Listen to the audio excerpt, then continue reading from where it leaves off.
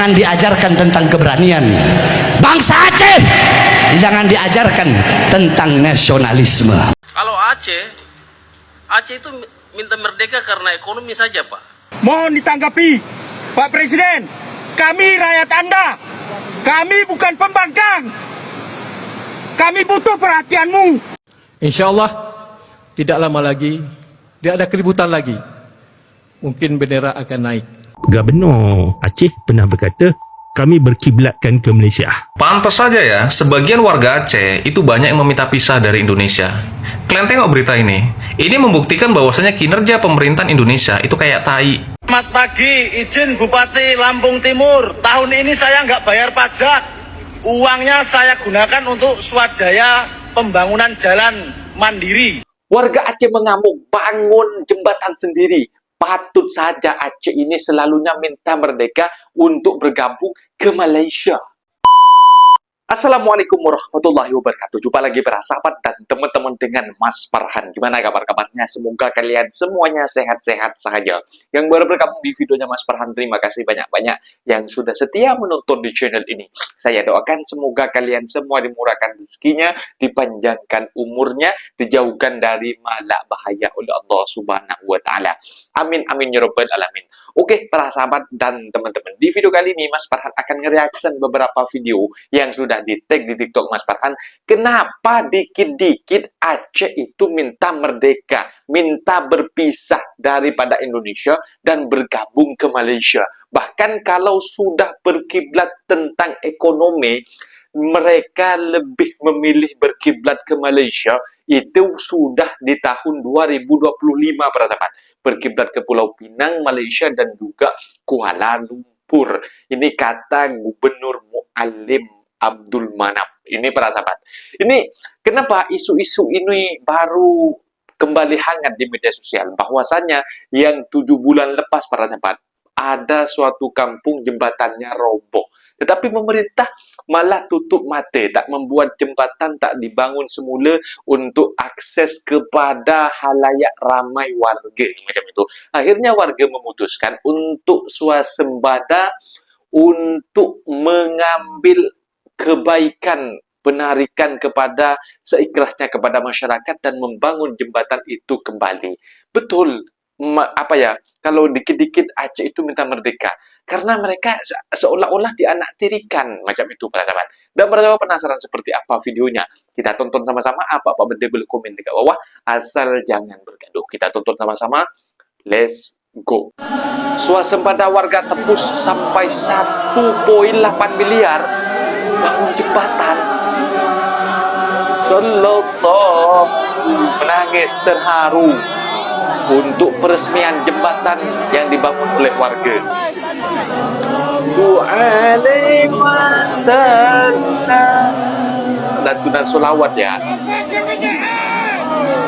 Ada Muhammad. Menangis terharu warga para sahabat.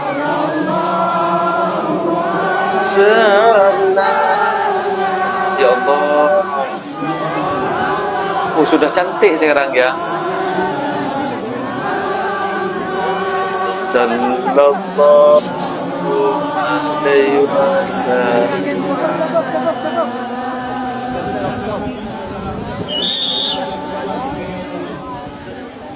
Peresmian jembatan yang dibangun warga. Kami akan memutuskan dari kita untuk enang-enang ini agar mulai hari ini dan besok bisa dilewati dengan baik. Dan atas segala kekurangan dan kebencian kami mohon kami dimaafkan lahir dan batin. Kita baca videonya. Ya Allah, dengan cara-Mu mempersatukan kami dari barat dan timur, ya Allah. Ya Allah, dengan cara-Mu mempersatukan kami kaya dengan miskin, ya Allah. Amin. Ya Allah. Ini Pak Presiden, mohon ditanggapi. Pak Presiden, kami rakyat Anda. Kami bukan pembangkang. Kami butuh perhatianmu. Enang-enang, bersejarah buat kami, Gayo. Jangan dibiarkan kami seperti ini. Kami butuh perhatianmu. Itu jembatan itu, inang-inang namanya.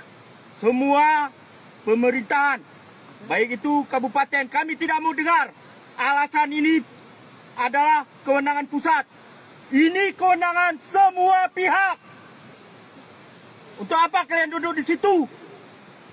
Untuk apa kalian di situ duduk? Jangan buat kami rakyat kecil ini marah. Kami lapar, Pak. Kami miskin gara-gara akses ini tidak dibuat. Uang kami hilang puluhan juta setiap hari. Kenapa saya ngomong seperti itu? Akses lewat jalur alternatif membutuhkan waktu, membutuhkan tenaga. Berapa uang kami hilang di sana? Ini jarak tempuh cukup dekat. Mohon Pak, perhatiannya. Wilayah tengah jangan dimarjinalkan. Pak Gubernur, tolong gedor ke pusat. Tolong. Kami tidak akan diam kalau Bapak seperti ini terus. Kami kecewa. Tolong Pak, kami rakyat biasa ini berbicara. Oke, terima kasih. Assalamualaikum warahmatullahi wabarakatuh. Selama hampir 7 bulan, jalan dan jembatan Enang-Enang di Kabupaten Benar Meriah terputus akibat longsor. Jalur perhubungan penting Biren sampai Takengan itu lumpuh, memaksa masyarakat memutar lewat jalur alternatif yang lebih jauh dan rusak. Tak kunjung diperbaiki, warga akhirnya memilih bergerak sendiri. Dengan semangat gotong royong, mereka menggalang donasi hingga berhasil mengumpulkan lebih dari 1 miliar rupiah untuk memperbaiki jalan dan jembatan secara swadaya. Oleh gerakan itu, ada sosok Mukim Syahrial yang menjadi pergerakan utama. Saat banyak pihak yang masih menunggu penanganan pemerintah, ia berani mengajak masyarakat bergotong royong membuka kembali jalan Enang-Enang yang menjadi urat nadi perekonomian. Kondisi ini pun memunculkan pertanyaan di tengah masyarakat, mengapa warga yang harus bergerak lebih dulu memperbaiki jalan nasional? Mengapa penanganannya membutuhkan begitu lama waktu? Hingga masyarakat terpaksa mengumpulkan dana sendiri demi memulihkan akses yang setiap hari mereka butuhkan. Nggak proses perbaikan swadaya itu, BPJN Aceh sempat menghentikan penggunaan jalan. Alasannya kondisi jembatan dan tanah di sekitar lokasi masih labil, sehingga dinilai belum aman untuk dilalui kendaraan. Komunikasi antara masyarakat dan BPJN Aceh terus berlangsung, hingga akhirnya tercapai kesepakatan jembatan Enang-Enang dibuka kembali secara terbatas setelah dilakukan pemasangan perkuatan sementara atau sharing pada struktur jembatan. Jembatan sudah dapat dilalui pejalan kaki, sepeda motor, serta mobil muatan maksimal 5 ton. Sementara kendaraan berat seperti truk masih dilarang melintas demi menjaga keselamatan pengguna jalan. Pemerintah menargetkan pembangunan jembatan permanen dimulai pada tahun 2027 dengan proses perencanaan yang dipercepat sejak 2026. Terlepas dari itu, masyarakat patut memberikan apresiasi kepada Mukim Syahrial yang menjadi pelapor perjuangan pembukaan kembali jalan Enang-Enang. Berkat keberanian dan semangat gotong royong yang ia bangun bersama warga, akses yang sempat terputus selama berbulan-bulan akhirnya bisa kembali dinikmati oleh masyarakat. Siapa yang menyangka setelah diberi bantuan dari berbagai pihak, warga Aceh malah memberontak mengibarkan bendera bulan bintang, tanda ingin merdeka dari Indonesia. Bulan bintang. Jadi, ada sekelompok anggota GAM atau Gerakan Aceh Merdeka yang melakukan konvoi dan menyuarakan bahwa Aceh harus segera merdeka dari Indonesia. Mereka berkata dengan lantang bahwa Indonesia tidak memberikan bantuan apapun terhadap orang Aceh. Padahal nyatanya, dari pemerintah maupun rakyatnya sudah memberikan bantuan sebegitu besarnya. Karena itulah, banyak netizen yang berkomentar negatif soal warga Aceh ini. Kalau menurut kalian, salah siapa sebenarnya? Apakah negara kurang hadir? Dan pantaskah warga Aceh melakukan hal seperti itu? Tulis pendapat kalian di kolom komentar. Pantas saja ya, sebagian warga Aceh itu banyak yang meminta pisah dari Indonesia. Kalian tengok berita ini. Ini membuktikan bahwasanya kinerja pemerintahan Indonesia itu kayak tai. Jembatan yang udah lama putus, memutus akses jalan, itu nggak pernah diperbaiki.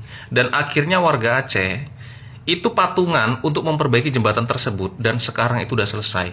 Ini malu nggak sih pemerintahan Indonesia ini? Hah? Belum lagi berita-berita viral yang kemarin, di mana banyak bangunan-bangunan rumah itu belum tersentuh dengan bantuan pemerintah, ya, tetapi udah ada bangunan koperasi Desa Merah Putih yang berdiri megah. Terjadi ketimpangan. Ini sebenarnya pemerintah Indonesia peduli nggak sih sama rakyat Aceh? Tetapi ketika mereka menyuarakan ingin pisah dari Indonesia, seolah-olah pemerintah itu terzolimi gitu. Padahal ini adalah hak mereka yang nggak pernah dipenuhi sama pemerintah kita. Ya, jadi pemerintah Indonesia ini seharusnya memberikan perhatian khusus kepada daerah-daerah yang memang benar-benar membutuhkan fasilitas seperti ini, bukan malah dibiarkan. Terlalu banyak birokrasinya, ya, ribet. Jadi ujung-ujungnya jembatan itu nggak diperbaiki, sementara itu udah sangat dibutuhkan sama warga. Jadi mereka itu nggak sabar gitu. Ini aku yakin ya, kalau terus-terusan seperti ini pemerintah ya, ini Aceh secara keseluruhan warganya bisa-bisa minta pisah dari kita. Ngerti?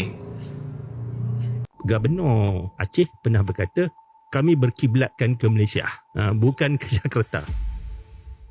So kita tengok Indonesia pilih untuk bayar semua kerosakan guna duit sendiri, padahal ada banyak negara yang tawar kan untuk bagi bantuan secara percuma. Kenapa Indonesia pilih untuk ambil jalan ni? Aceh ni dia satu provinsi yang dulu dia pernah memberontak untuk keluar daripada Indonesia. Okey, dia ada sejarah kat situ.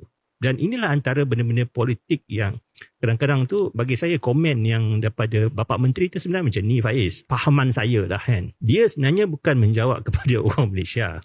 Dia nak bagi tahu kepada orang Aceh. Mungkin orang Aceh kata kenapa kerajaan pusat dia tak hantar bantuan kan. Dia pun mungkin jawab apa yang diberikan oleh Malaysia tu sikit je. Kami akan beri lebih banyak. Tapi bila benda tu di spin kan, jadi macam kerajaan pusat tu tak berterima kasih pada Malaysia. Jadi macam itulah. Sebab ada friction ada friction antara provinsi Aceh, dan pernah juga dia beritahu sebelum berlakunya banjir tu, Gubernur Aceh pernah berkata kami berkiblatkan ke Malaysia. Oh, dia kata macam tu. Bukan ke Jakarta. Sebab ada hubungan antara perdagangan antara Aceh dengan Pulau Pinang, terutamanya dekat sekali, maupun dengan Kuala Lumpur. Jadi statement-statement tu jadi satu statement yang sebelum banjir tu mempanas lah. Itu mungkin tidak disukai oleh kerajaan pusat. Jadi bila berlaku banjir macam ni, malapetaka macam ni, memang mengharapkan bantuan segera daripada kerajaan pusat lah. Kerajaan menteri datang. Bila dia tanya macam tu, mungkin dia jawab sebenarnya sikit je Malaysia bagi tu. Kita akan bagi lebih banyak. Tetapi dah mungkin dari segi konteks tu, dah dijawab berbeza. Bangsa Aceh jangan diajarkan tentang keberanian. Bangsa Aceh jangan diajarkan tentang nasionalisme. Betul? Betul. Lihat kemarin rusuh nggak di mana-mana, bakar-bakaran nggak di mana-mana. Di Aceh ada nggak? Nggak, aman. Kenapa? Syariat Islam. Di Aceh aman. Orang biasa lawannya negara, masa melawan DPR? Aceh biasa lawannya negara. Ya kan begitu kan? Aceh tidak rusuh, di mana-mana rusuh, saudara-saudara. Nah, Aceh ini menjadi negara panutan, contoh daripada daripada kota-kota yang lain. Aceh jadi contoh untuk kota-kota daerah-daerah yang lain. Kalau Aceh itu minta merdeka karena ekonomi saja, Pak. Kita ini minta merdeka, betul-betul minta merdeka. Apapun yang kita bicara hari ini, Pak Menteri, tidak akan jalan. Dana otsus sudah dipangkas. Tidak bisa. Kita ini hidup dengan perang, Pak. Aceh itu saya dapat khusus dari pemerintah pusat. Yang dimana dana otsusnya ditambah 10 triliun. Selain kita di tanah Papua, itu malah dikurangi. Jadi undang-undang itu dilemahkan dan peraturan pemerintahnya yang diangkat, Pak. Jadi saya berharap di forum ini, Pak Dirjen dan juga Pak Mendagri ada di sini, bagaimana supaya Impres nomor 1 tahun 2025 itu kita review. Tapi karena kita sudah setia dengan NKRI ini, Papua ini ya, jadi jangan sama sekali dikurangi. Kita berharap kalau sebentar sore Pak Menteri, kalau Pak Mendagri bisa kasih kesempatan, kita mau bicara langsung dengan Presiden juga, bahwa ini tidak boleh, supaya percepatan Papua itu bisa kita laksanakan yang baik. Yang kedua, masalah SDM. Menurut riset dari UNIPA, Universitas Papua, terus itu data dari Dikti, bahwa kita butuh hari ini 9,4 triliun selama 10 tahun untuk pembebasan buta huruf dan sekolah-sekolah di Papua bisa jalan dengan baik. 9,4 triliun, Pak. Freeport saja kita sudah sumbang 94 triliun. 10% saja, Pak, kasih kita. Sekolah beres di tanah Papua. Jadi ini penting sekali. Nah, itu dia para sahabat dan teman-teman, video yang sudah kita simak. Memang betul, memang banyak, memang beredar bahwasanya memang Aceh ini selalunya salah-salah sikit nak minta merdeka. Tapi kalau kita tahu tentang sejarah negara Aceh ini, para sahabat, negara Aceh pula, ini belum merdeka, nanti aku, ini netizen-netizen. Ini Aceh ini sebenarnya memang apa ya para sahabat? Warga Aceh, kota Aceh lah macam itu. Kita jangan panggil negara macam itu.